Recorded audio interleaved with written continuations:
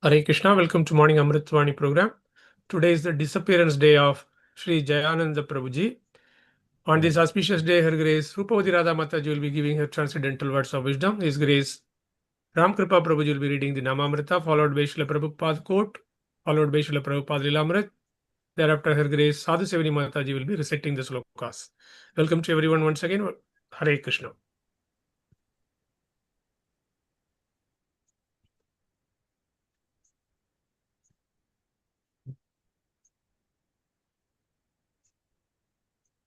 हरे कृष्ण प्रभु दंडवत प्रणाम। ओम अज्ञानतिमिरान्धस्य ज्ञानाञ्जनशलाकया चक्षुरुन्मिलितमेन तस्मै श्रीगुरुवे नमः।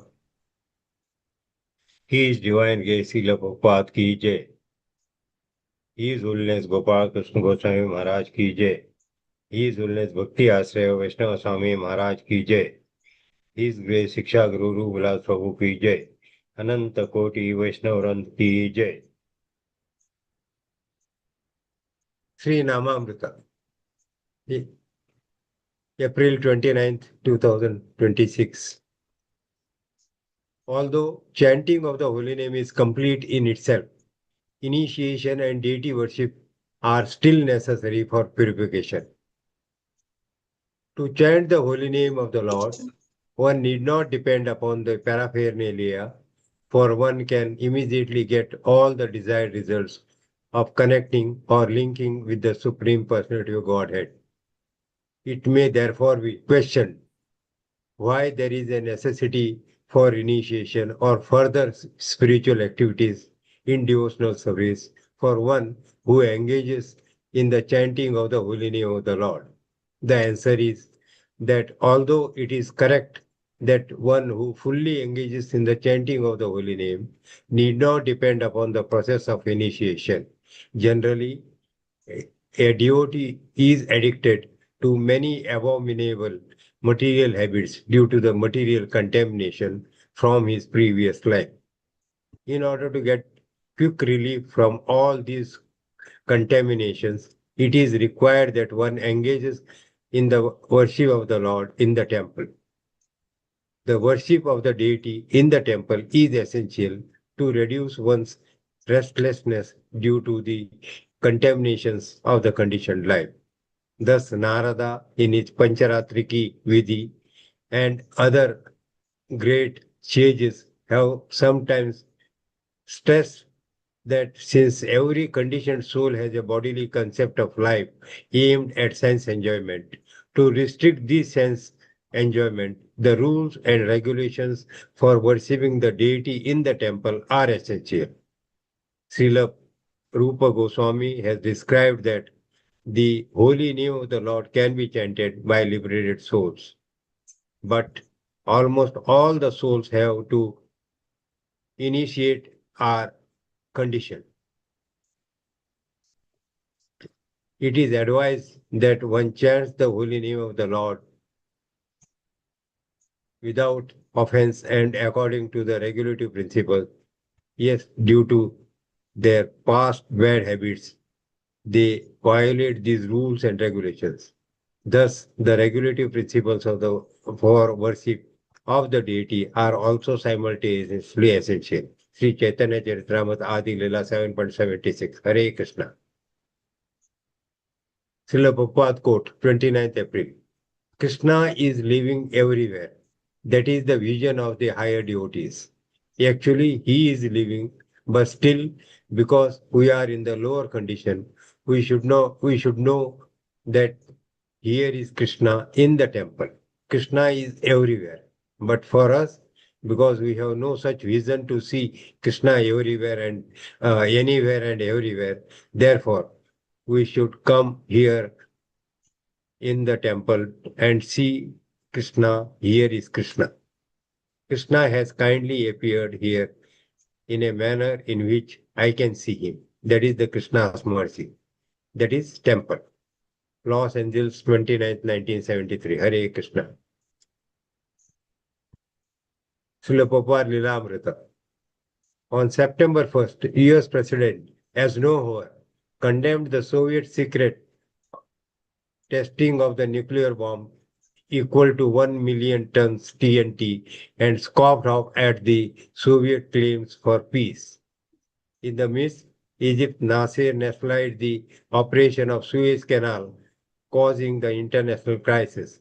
On September 20th, 81 nations met at UN to form a newly international agency to help tame the atom for peaceful purposes. Abhay saw some of the headlines and heard talks at the latest news from the gentlemen he visited.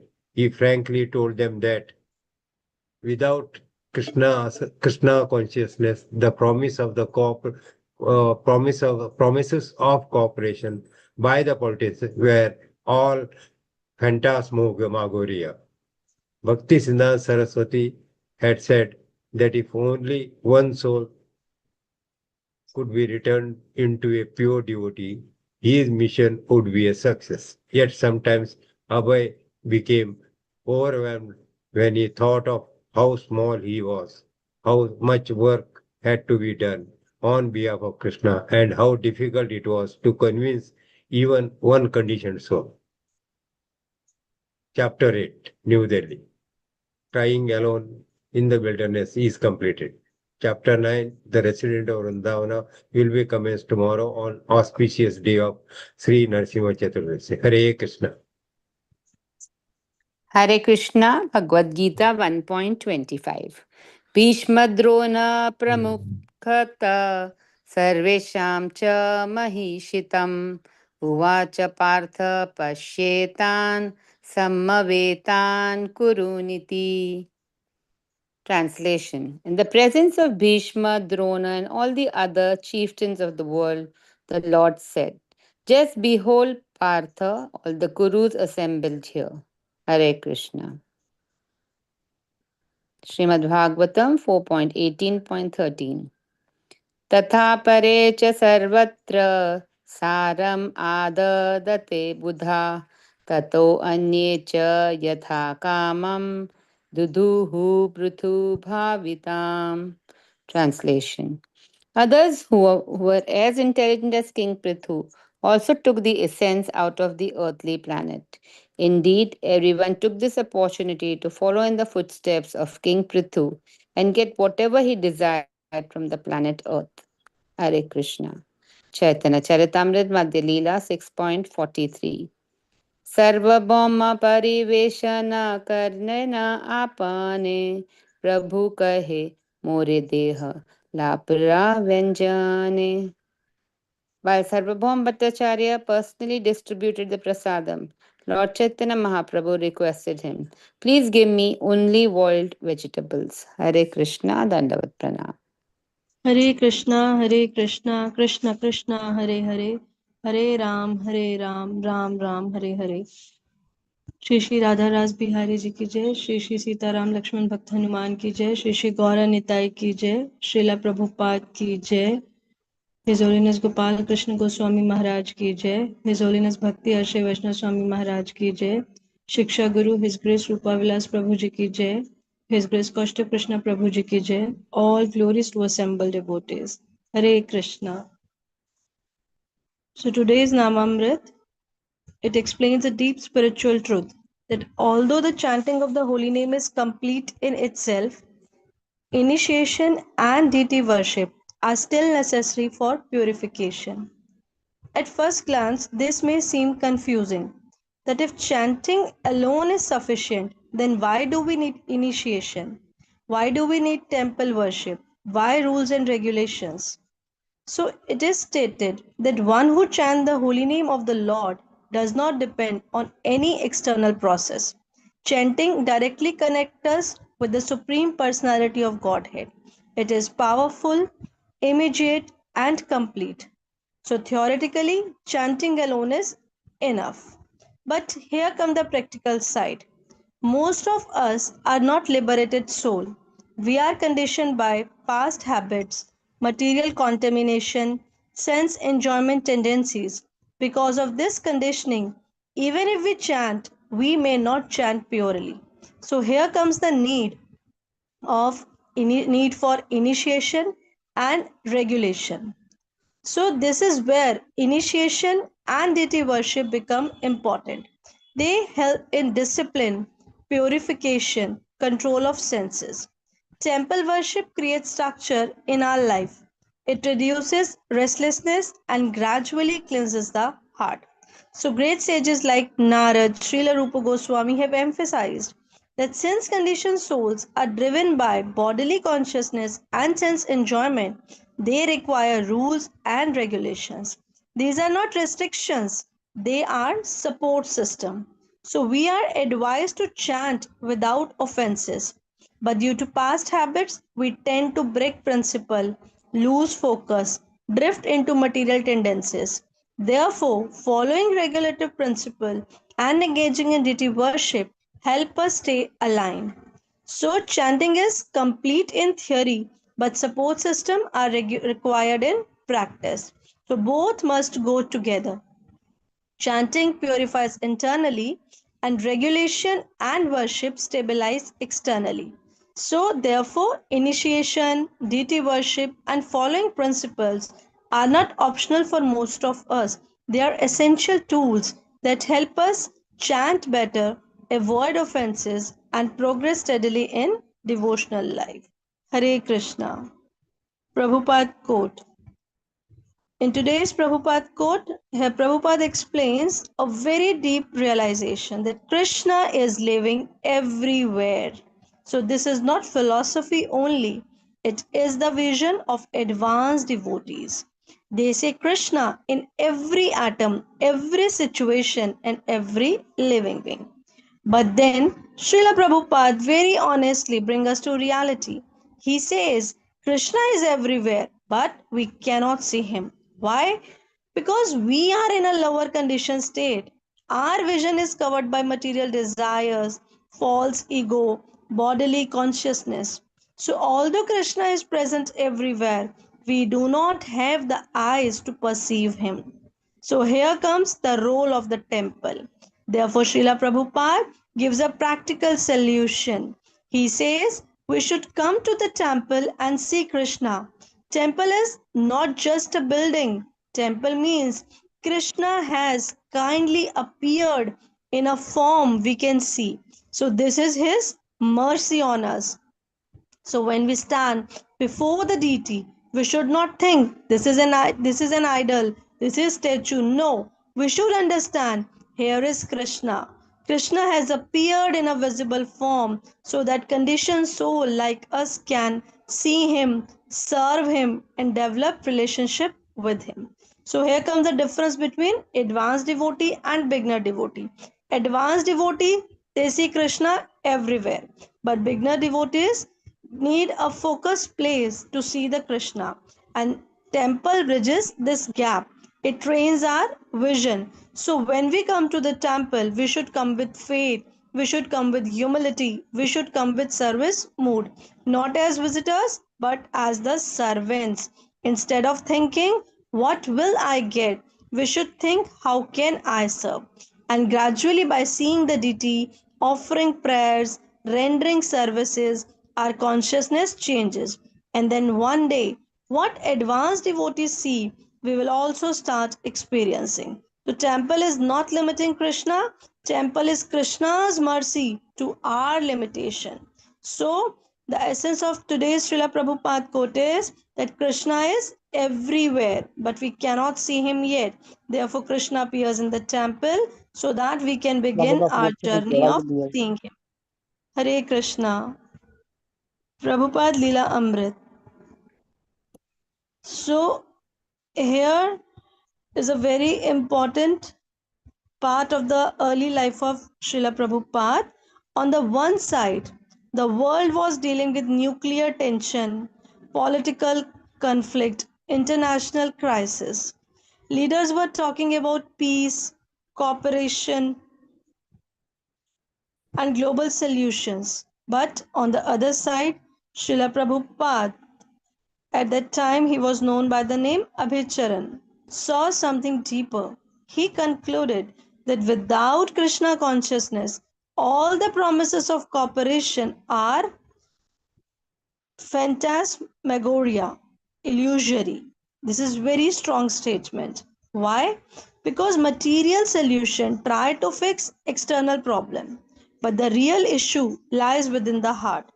From a devotional understanding, conflict comes from false ego, competition comes from sense gratification, and disharmony comes from forgetfulness of Krishna. So, even if we create agreement, policies, organization, still problem continues because the consciousness is not purified. So, Srila Prabhupada was not impressed by political development. He saw that real peace cannot come from diplomacy alone. Real unity cannot come without spiritual awakening. So, this is why he dedicated his life to spreading Krishna consciousness. And we also hear the instruction of Bhakti Siddhanta Saraswati Thakur. He said, even if one soul becomes a pure devotee, my mission is successful. So now think about this, not millions, not large number, just one pure devotee. So at that time, Abhay Prabhu sometimes felt, I am very small, the mission is very big.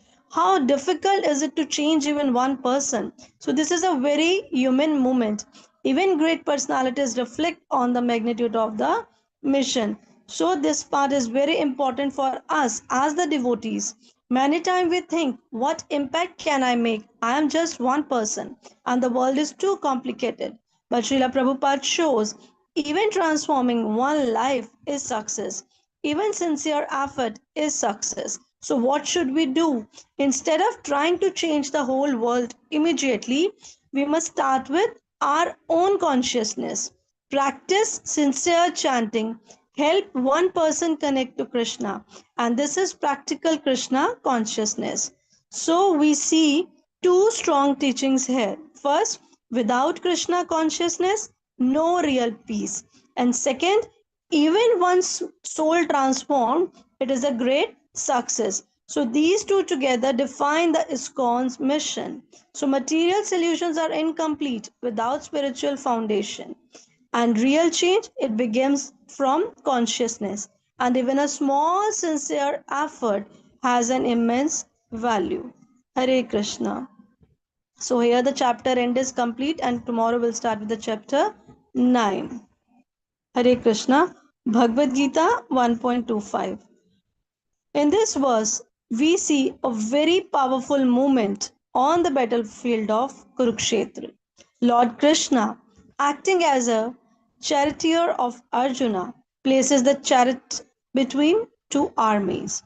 And he says, just behold, Partha, all the Kurus assembled here. Why is this important? Krishna could have placed the chariot anywhere, but he specifically places it in front of Bhishma, Drona, and other respected elders. Why? Because Krishna is about to reveal Arjuna's inner condition. It is the Krishna's subtle plan. Externally, it looks like Krishna is just showing the army, but internally, Krishna is creating a situation where Arjuna will see his relatives, teachers, and loved ones. His attachment will arise, his confusion will begin, and this confusion will lead to the speaking of the Bhagavad Gita. So, in our life also, Krishna sometimes places us in situation where we feel confused, where we feel emotionally disturbed, where we don't know what to do. So we may think, why is this happening to me? But just like Arjuna, this is often Krishna preparing us for higher understanding. Krishna says, just behold. Here Arjuna is seeing but not yet understanding. Similarly, we see the situation, we see problem, but we don't see Krishna's plan behind them. And as soon as Krishna sees his grandfather Bhishma, his teacher Drona, his intelligence become covered. कैसे covered हुई? Just like attachment clouds the judgment. So this shows even a great warrior like Arjuna can become bewildered. Then what to speak of us? So what should we do when we face such situation? That instead of reacting emotionally, we should pause, reflect, and seek guidance from Guru, Shastra, and Sadhu. because right after this confusion, Krishna will speak the entire Bhagavad Gita. And this verse is the beginning of transformation. Confusion is not failure. Confusion is often the starting point of spiritual growth. So from this verse we learn that Krishna arranges situation for our growth. Our vision is limited. Attachment creates confusion and guidance from Krishna is essential. Hare Krishna. So in Srimad Bhagavatam, here the pastime of King Prithu is discussed, who is considered an empowered incarnation of the Lord, and at that time the earth had stopped producing. People were suffering. King Prithu then milked the earth, meaning he organized society in such a way that everyone could derive proper resources. So this verse says that intelligent person following King Prithu extracted the essence from the earth, and each person obtained what he desired. So this is the most important point. Not everyone took everything. They took Sharam, the essence. And who is called intelligent? Not the one who collect more, but the one who extract what is truly valuable. In today's world, unlimited information, unlimited resources, unlimited distraction, but the very little essence. From scriptures also, we can read many books, hear many lectures. But the question is, are we taking the essence? The essence is remember Krishna, serve Krishna, and develop devotion.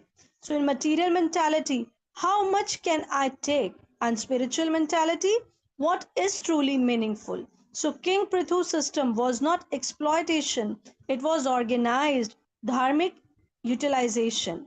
People become successful because they follow a righteous leader. This shows right leadership leads to the right result, and wrong leadership exploitation.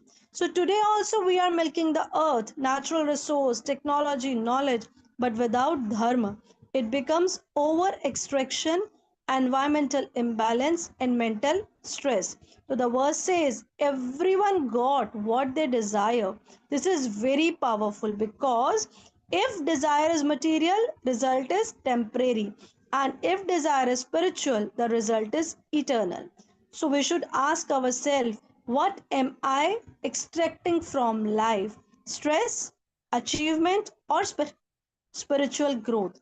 So real intelligence is to take the essence from everything and connect it to the Krishna. So Hare Krishna. Now comes the CC Madhya 6.43.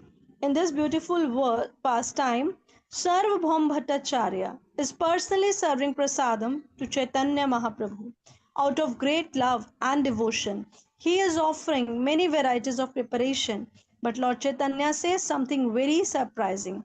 Please give me only boiled vegetable. Now, why is this important? Normally, when we serve the Lord or a great personality, we want to give rich food, many varieties, best preparation. But here, Mahaprabhu is asking for something very simple. Why? Because Mahaprabhu is teaching that devotion is not about external opulence, it is about internal sincerity. Even simple food, when offered with love, become perfect. And the role of tongue is very powerful. It drives taste, speech, desire.